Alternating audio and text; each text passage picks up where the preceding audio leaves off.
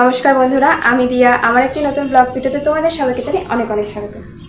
তো এতক্ষণ পর্যন্ত আর কি শাড়ি পরে রিলস বানাচ্ছিলাম, তাই ভাবলাম ভিডিওটা এখান থেকে শুরু করা যাক আর তোমাদেরকেও দেখাই যে আমাকে শাড়ি পরে কেমন লাগছে। সেটা তোমরা কমেন্টে অবশ্যই জানিও। একটা তো প্রায় বেজেই গেল ঘড়িতে, অনেক কাজ আছে, সব কাজ করতে হবে। আমি আজকে কি ভেবেছি জানো তো, যে আজকে যেহেতু শাড়ি পরেই আছি, তো শাড়ি পরেই যতটা ব্লগ বানাতে পারি বানাই, তারপর না হয় অন্য কোনো ড্রেস পরা যাবে। কারণ সবসময় তো শাড়ি পরা হয় না, আর এত গরমে পরতে ইচ্ছে করে না। এই ঘরের দরজাটা দেখো আজকে রং করা হলো, কারণ এই ঘরের সামনের ঘরটা বানানো হচ্ছিল, তো সেই কারণে এই ঘরে যত প্লাস্টার বা সিমেন্ট বালি এই দরজার মধ্যে এসে লেগে গিয়েছিল, আর দরজাটা খারাপ হয়ে যেত। এই কারণে আজকে কিছুক্ষণ আগে এটাকে রং করা হলো। এখন হাত দেওয়া যাবে না, একদম কাঁচা, দেখো একদম ভেজা ভেজা কিন্তু মনেই হচ্ছে, সেই কারণে এটার মধ্যে হাত দেওয়া যাবে না। এটা আজকে সারাদিন এইভাবেই খোলা থাকবে যাতে ভালো করে শুকিয়ে যায়। আর এখন আমি কিছু বাসন ধুবো, যেগুলো এখনো পর্যন্ত ধুইনি আর কি, যেহেতু রিলস বানাচ্ছিলাম, টাইম পাচ্ছিলাম না, ঘরের কাজগুলো করেই ভিডিও বানাতে হবে। তার জন্য এখন গিয়ে আগে বাসনগুলো ধুয়ে নিই, ঘরটা একটু পরিষ্কার করে তারপর একটু ফ্যানের হাওয়া খাওয়া যাক, কারণ অনেকক্ষণ থেকে ভিডিও বানাচ্ছি, শাড়ি পরে আছি, ভীষণ গরম লাগছে। সেই কারণে আগে কাজগুলো করে নিই, তারপর রেস্ট করব। এখন কাজের মধ্যে রান্নাবাড়িতে সকালে করে নিয়েছিলাম, ভাত, ডাল আর আলু মাখা করেছি, কারণ ঘুম থেকে উঠেছি 6:30। আর প্রত্যেক দিন সকাল সকাল কি আর স্পেশাল বানাই, 8টার মধ্যে কাজে যায়, এত তাড়াতাড়ি অনেক কিছু রান্না করাও যায় না, আর খেতেও ইচ্ছে করে না। সকালে রান্না করছি, এখনও পর্যন্ত আমি কোনো কিছুই খাইনি, শুধু চা আর 2টো বিস্কুট খেয়েছিলাম, ওটা দিয়ে 1টা পর্যন্ত রয়েছি। এখন আর খাবো না ভাত, আমি ভেবেছি একবার দুপুর 2টার দিকেই খাবো, যখন হাজব্যান্ড আসে বাড়িতে খাওয়ার জন্য তখনই খাবো।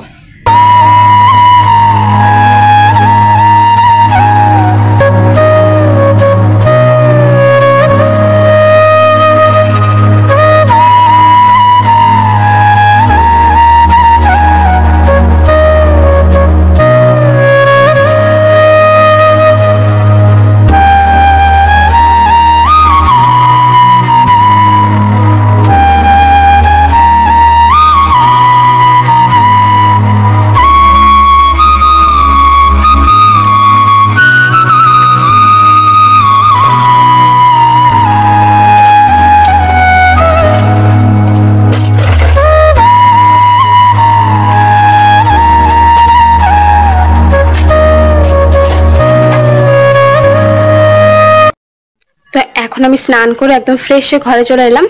এখন ঠাকুরের জন্য ফুল তুলে নিয়ে আসি। সকালে এমনি গোপাল সেবা দেওয়া হয়ে গেছে, এখন আমি দুপুরে গোপাল সেবা দেব। আর আমাদের বাড়িতে যেহেতু ফুল গাছ আছে, তার জন্য ফুল আর এখন কিনে আনতে হয় না, বাড়িতে শিউলি ফুল গাছ আছে, অনেক ফুল ফুটেছে, চলো তোমাদের দেখাই। শিউলি ফুল দেখলেই মনে হয় যে দুর্গাপূজা চলে এসছে। শিউলি ফুল আর কাশ, এত ঠান্ডা লেগেছে না, কথা বলতে বারবার অসুবিধা হচ্ছে। তা যাই হোক, এদিকে আগেবার আমাদের বেশি ফুল হয়েছিল, কারণ এখানে ঘর ছিল না, এখন সব ফুল টিনের মধ্যে পড়ে, খুব কম ফুল পড়েছে এখানে।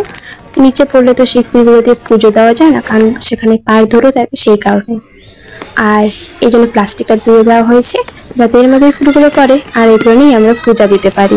কত ভালো লাগছে। এই যে দেখো কত ফুল, আর কোনো ফুলেরই দরকার নেই।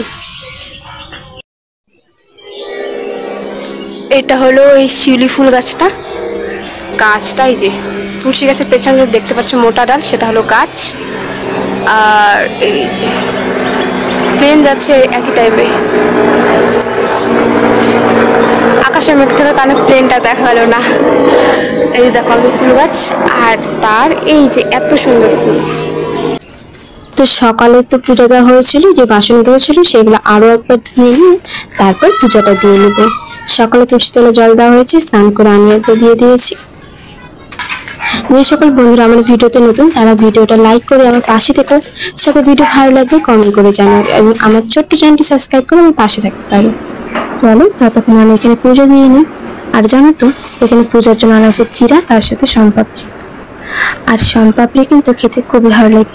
শনপাপড়ি দেখে আমার ছোটবেলার কথা মনে পড়লো। আগে 5 টাকা নিয়ে দোকানে দৌড়তাম এই শনপাপড়ি খাওয়ার জন্য। এখনকার টেস্টটা একটু অন্যরকমই হয়ে গেছে। চলো বন্ধুরা, পুজো তো দিয়ে নিলাম, এখন প্রায় দুপুর 1:30 বাজে। খাওয়া দাওয়া করে দুপুরে ঘুমিয়েছিলাম, ঘুম থেকে উঠলাম, আমি তার আগে একটু কাজকর্ম করেছি, জামা কাপড় যেগুলো ধুয়ে দিয়েছিলাম সেগুলো উঠালাম, আর বাসনটা ধুয়ে গেছিলাম। তারপর ঘুম থেকে উঠে দেখি 5:30 বাজে এখন।